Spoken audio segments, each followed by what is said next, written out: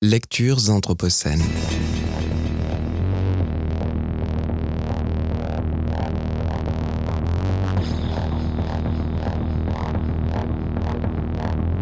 Lecture anthropocène. Bonjour, je vais vous partager aujourd'hui un extrait du roman de Valentine Gobi qui s'intitule « Banquise », paru chez Albin Michel en 2011. Ça pue. Partout dans les rues d'Oumahanak, la glace fond, libère les tonnes de nourriture, de poissons mangés, digérés tout l'hiver. Les stalactites de pistes de chiens s'émoussent, pendus par milliers sous les roches où ils sont enchaînés. Elles goûtent, lentement, forment de minuscules flaques jaunes qui sentent le flétan pourri.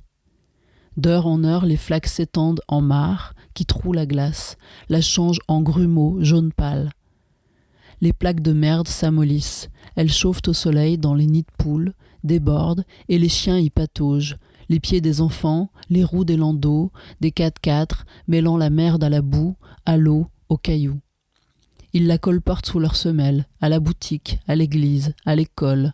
Les planches des passerelles et des escaliers en absorbent les résidus et l'odeur. La cascade gelée au-dessus du cimetière suinte les eaux de vaisselle, de lessive, de ménage, accumulées pli après pli depuis des mois. Plus bas, le tas de déjections humaines versées chaque jour sous le pont à merde par le camion municipal commence à se liquéfier. La route et la roche ruissellent de tous les fluides jusqu'ici contenus par le froid, scintillent dans la lumière constante, comme après une longue pluie. Au-delà du dégoût, ce délitement afflige. Ça sent la faim, l'abandon, l'agonie de quelque chose contre quoi on ne peut rien. Maintenant, Oumahanak ressemble à une île. D'énormes plaques de glace dérivent, mais le bleu domine. Et plus ça fond autour, plus la terre rétrécit, et plus il y a de monde sur ce caillou. Les 12 médecins danois, comme Lisa, prisonniers du nuage, arpentent chaque jour les mêmes itinéraires, accentuant les marques de leurs lunettes de soleil, de plus en plus en attente. Elle les voit par la fenêtre de la maison de Sylvie, les croise dans les rues, dans la montagne, en tenue de jogging. Il y a aussi 20 ouvriers islandais tout juste arrivés de Marmorilik, une mine de marbre au fond du fjord qu'ils n'ont pas quittée depuis 3 mois. Ils engloutissent sur le port des monceaux de hot-dog et des litres de pilsner.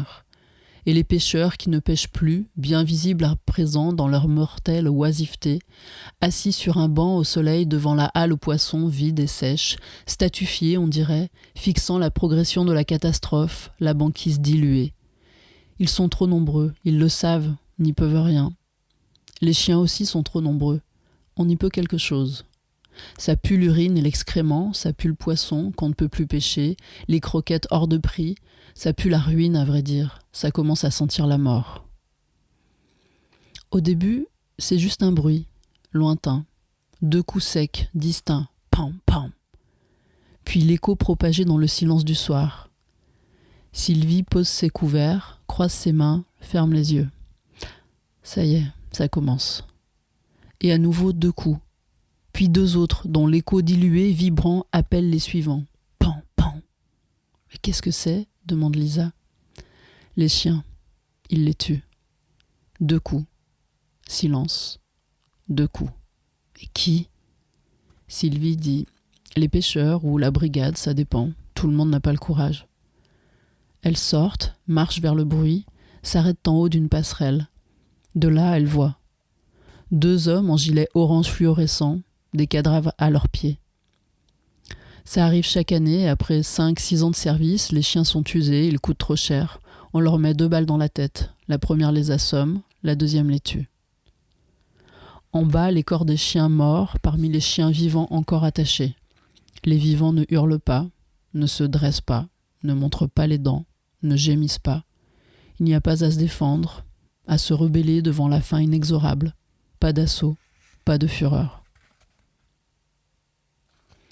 Au même moment, en Islande, on abat le bétail, empoisonné par le fluor des cendres. À la télé, des éleveurs aux yeux rouges, et ce n'est pas l'irritation des cendres. Ils ne se frottent pas les paupières, non. Regardez, ils marchent, hébétés, vers l'abattoir derrière leurs moutons, leurs chevaux, hébétés, ou plutôt embêtés, littéralement. Voilà, fait bête, les leurs bêtes à abattre. On dirait les pêcheurs d'Oumanak, c'est la même impuissance, le même malheur qui est entré en eux, dans leur corps, visible à ces rivières de sang miniatures à la lisière de l'œil. Sur Internet, on vend de la cendre d'éruption à 3900 couronnes islandaises les 160 grammes. Une dose individuelle de catastrophe, d'adrénaline, à conserver chez soi dans une petite boîte en verre. Des séjours clés en main, pied du volcan, en 4x4, avec l'hébergement chez l'habitant. Bientôt, on achètera de l'iceberg en cube à prix d'or, ce qui est rare et cher. Des pêcheurs, tout le monde se fout. 50 000. 0,0007% de l'humanité. Mais il n'y a pas de petite histoire, d'événements périphériques. L'engloutissement de la banquise par les eaux tièdes est déjà un engloutissement du monde.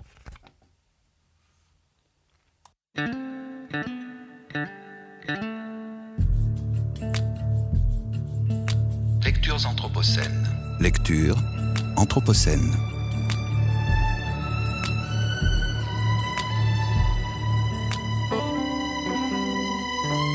Lectures anthropocènes.